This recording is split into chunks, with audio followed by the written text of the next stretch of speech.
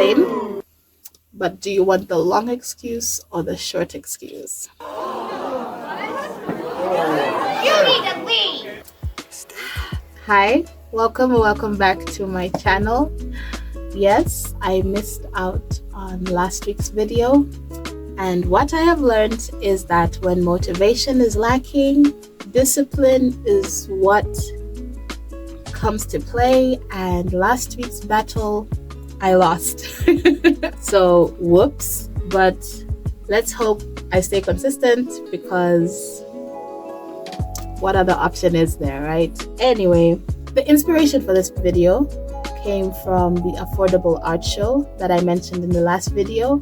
It was not this past Sunday, but the Sunday before that, and it was amazing. I managed to sell a painting, and it was my first time at that show, which was also just a wonderful experience. First of all, I went alone.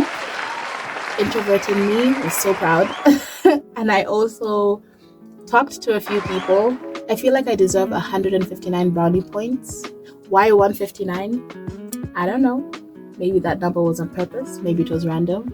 Who knows? It was a wonderful experience. And as I was there looking at so much artwork, like, people out here are amazing. They're talented. They're just brilliant. And one thing that I noticed a lot, which is something that I think about often when it comes to my own artwork, is knowing your style. I saw quite a number of artists who, even if their name wasn't signed on the artwork, I knew that this artwork and this artwork belongs to the same person, or was created by the same person. And it made me reflect a lot on my own artwork, my own journey. I realized that one, I need to create more artwork, paint more, experiment more for sure. And two, I am not where I would like to be with my art, which is okay. I mean, this is a journey, it's a process. But the idea of knowing your style and knowing how to translate it in your artwork, I think is a very important thing to me, and it's something I wish I already have figured out by now. It kind of nags at me sometimes, actually. And it also, I suppose, can be translated into life. An example I would give of an artist who you can easily identify their work without their name is a South African artist called Terence. Not sure of the last name, but I'll put his work up here. It's so bold, fashion sense. The colors are so complementary, and the technique is so precise and so specific. It's so beautiful. And there's so many artists out here who have figured out who they are or what they want to say within their art. And when I look at my artwork and I try to assess or analyze things that I really like, similarities that I keep recreating or repainting and things like that, to a certain extent, I don't see any consistency. There definitely is, or there are elements that are reoccurring, elements that I enjoy including, specific ways I like to blend, and all of those things. But I don't see that edge, that consistency just yet. But I believe that I will get there eventually. I think it's just a matter of more practice, more consistent practice. And so, as you can see, my artwork, which I will keep on posting within this video, I think you'll be able to understand a little bit more of what I'm trying to say. When it comes to the journey of self-discovery, of course, this is in relation to art, but I do believe it can also help in relation to life, is being authentic and honest with yourself. For example, when it comes to life, let's say, for us to truly know who we are, we need to be honest and authentic, not only with other people, but with ourselves. And that can be such an uncomfortable process to go through. And it's a very long process to go through, whether it's through shadow work or therapy or journaling, whatever the case may be, it can be very uncomfortable sometimes because you have to face yourself, not only addressing or facing the positive aspects or attributes about yourself, but the negative as well, your weaknesses, your red flags. There's a lot to deal with, how you have treated people in the past, what type of person you were, what type of person you are, and it can be overwhelming, especially if you have a lot of traits that you feel like are horrific or traits that you think you cannot change. I say think because I feel like there are a lot of things about us that we can change. It's just a matter of whether the need to change or the need to stay the same. Which one outweighs more? Because if the need to change weighs more,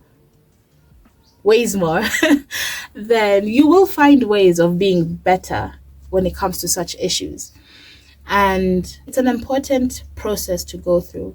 I feel like nobody really knows who they are, no matter your age. And that's because we're constantly changing and evolving. So even when it comes to art, the best way to evolve into your style is just to be, again, honest and authentic with yourself, with your interests, with what you want to paint, with how you want to create. I don't think there really is a wrong way of doing that. Okay, scratch that. I take that back, because if you know about Salvador Dali, then there is definitely a wrong way to be a creative. If you were interested in me talking about him and who he was as a person, let me know, because damn, when it comes to art, painting what you want to paint, not what people expect you to create. That is something that I have been told.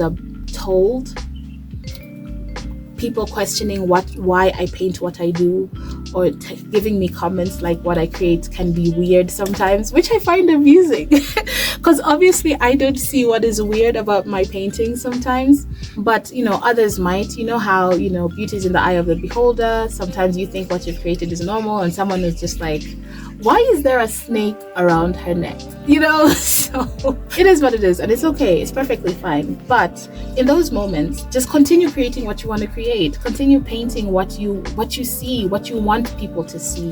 Whether the subject matter is sad or happy, depressing or painful, that at that moment was your truth, and that's the truth you wanted to express. So I think it's appropriate.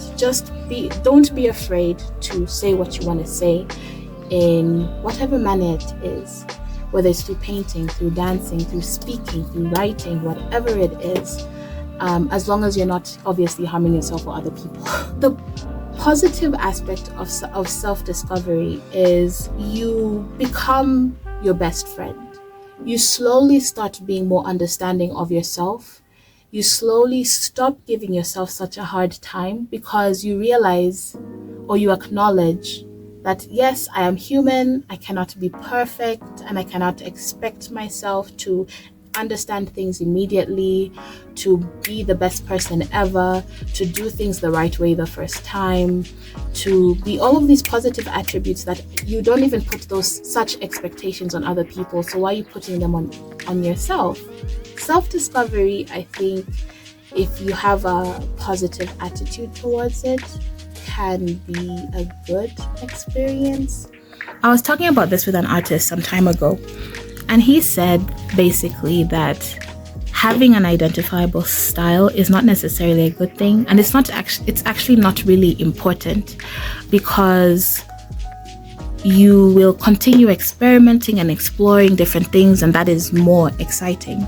So from what he said, I realized that that journey can be a good process, because again, it keeps you seeing different perspectives. It keeps you experimenting with different techniques and trying out different things, because once you have your style, I guess in a way you feel like you've reached the end of that journey. So why would you keep looking for an answer when you kind of already have one? And I guess it's the same idea with life and self-discovery. The fact that we don't really know ourselves can be a good thing, because it keeps you, again, seeing different perspectives and exploring. You can experiment with different hobbies and different things you've always wanted to do or you're curious about doing. You might end up reaching a point where you realize, I never thought I would think this way. I never thought I would dye my hair purple. I never thought I would try this food or try this, and I think that's a fun way of trying to see this journey. Of course, also addressing negatives or the frustrating aspects of yourself can be uncomfortable, but I feel like it's necessary to go through, to let go of the ego, to let go of these negative stuff we might be holding on to. I realize nowadays that, having that dopamine hit, having that instant or constant gratification, being happy all the time is really emphasized in some way, especially on social media. And when you start feeling low, sad, anxious, and everything, you try to find ways to get rid of that feeling and feel happy again.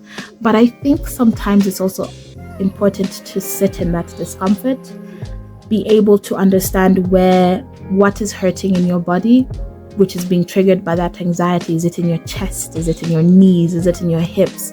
And that's something I've been doing lately, rather than immediately trying to talk to whether it's a close friend or my sister about what I'm going through, trying also to just sit in it, be in tune with your body and try and identify what is hurting, trying to talk to yourself and comfort yourself the way you would comfort a friend. I think that is also part of the journey, being able to be uncomfortable and trying to be okay with it as best as you can, because it also teaches you different things as well. Patience, and there's just a lot. It's just a lot. But it can be a good experience, is all I'm trying to say.